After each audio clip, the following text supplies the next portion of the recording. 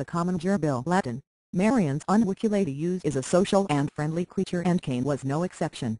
He played with his toy wheel for hours on end. He rolled his miniature basketball around with his nose from corner to corner of his little cage. He chewed his sunflower seeds with gusto. He enjoyed burrowing deep into the wood-shaving bedding of his habitat. Well, at least he used to. Cain does not burrow that much anymore. Nowadays I digress, allowed me to start at the beginning. My name is Shirley, and this is the story of how my slowpoke of a grandson scarred little Cain for life. Imagine the following scene. It is a dark and gloomy Tuesday evening. The storm clouds are thundering in the distance, and a chilling wind is tearing the leaves from the trees outside. The black cat growled as it crossed the street. It was upsetting that not even Rod Serling himself could have created for his television show The Twilight Zone, which often had dark and gothic settings. This was such a night, and it was not lost on Nicholas. He is very gothic like that. Nicholas had been out to attend church again. The church called Morris Truck Stop and Auto Repair Trademark Restrooms, to be more precise. He had not had a good evening.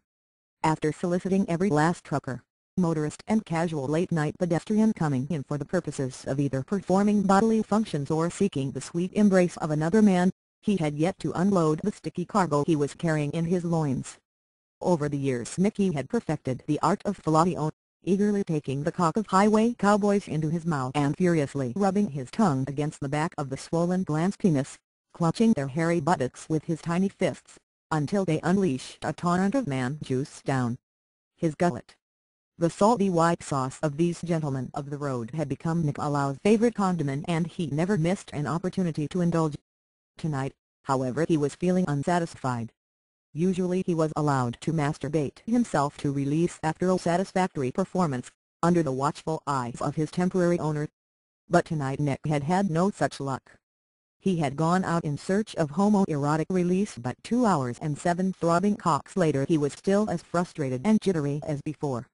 One after one they had rejected him, leaving him whimpering on the sticky bathroom floor, begging for a chance to touch himself. He could not achieve climax alone. Nicholas was dependent on having another male present during the act. He simply could not perform otherwise. This was not his night, no release for Nicholas.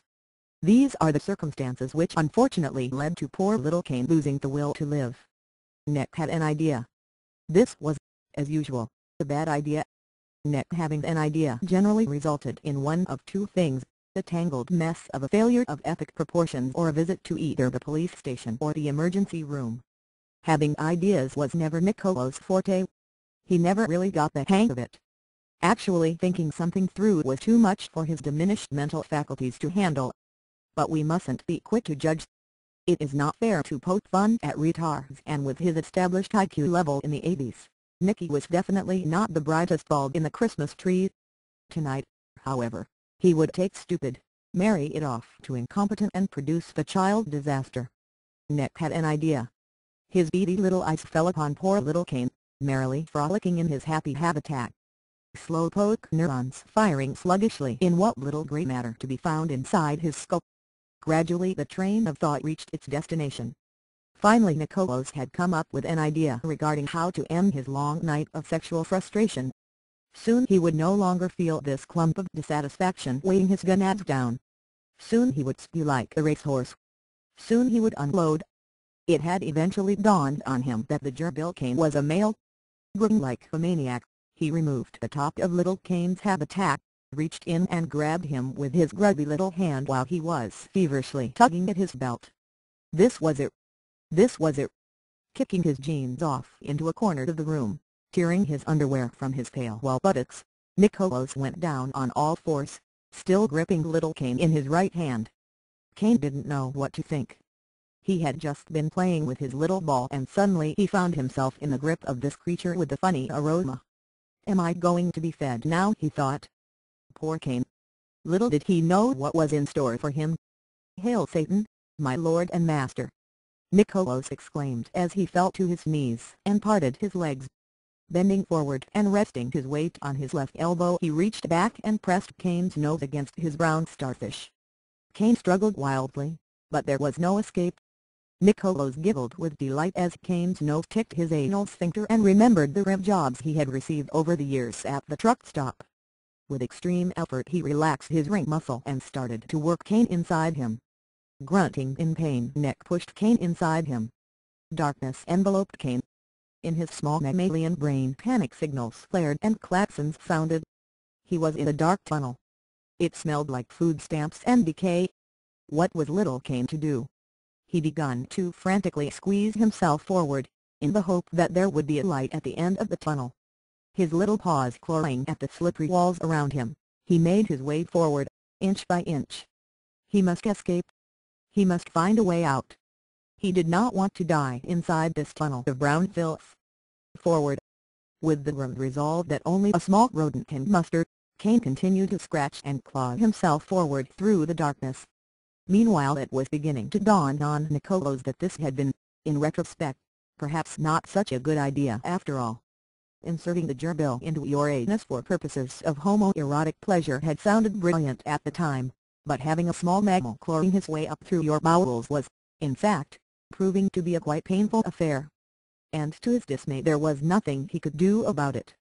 He squeezed and squeezed, but all he produced was a slight brrrpp sound as his intestinal gases escaped their foul prison. Kane was too far gone. Nick had Kane deep in his ass now and there was no way of shitting him out again, and the pain was ever growing. Nicholas curled up in the fetal position and began moaning. "No, please help me, sweet Satan. I beg of you, my lord." He winced as flashes of pain shot up through his intestines. "Please rid me of this suffering and I'll offer my entire family to you as sacrifice." But Satan did not answer Nicky's prayers, not this time.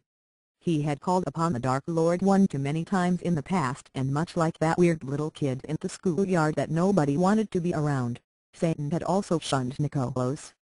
There would be no relief. So what did he do? Whom did he turn to, after even Satan himself had rejected his ass, quite literally? There was nobody else, was there? Gra-a-a-n-e-e-e-e. Gra-a-a-n-e-e-e. The high-pitched squeal sounded from the basement. As usual, I had to grab my cane and make my way down those creaking stairs again. I don't enjoy going down there much. The smells are disturbing. Well, I found Nicholas lying there, in the middle of his room, clutching his stomach, whimpering prayers to the Dark One.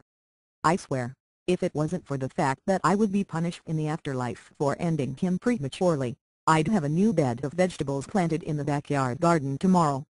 Seeing the empty gerbil cage and the naked pasty body of my grandson was all I needed to put two and two together. Another one of Nicholas' brilliant ideas.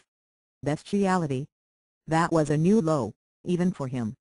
I must admit that I was tempted to turn around, walk back up the stairs and leave him to be eaten from inside out. If nobody knew that I knew about this, I could let him be killed. It would be so easy. But at the end of the day, I felt that I could not let that happen. There was a life to be saved here. He must get some help. Quickly. So I called the ambulance. A couple of EMTs showed up and off to the hospital we go. But all is well that ends well. You'll be happy to know that he's all right now. No real damage was done. He'll be okay. He'll be quite okay. I'm taking care of him. He's sitting right here beside me, as a matter of fact, happily snacking on a cookie, relaxing after pushing his little ball around the kitchen floor for an hour. My little butt bunker.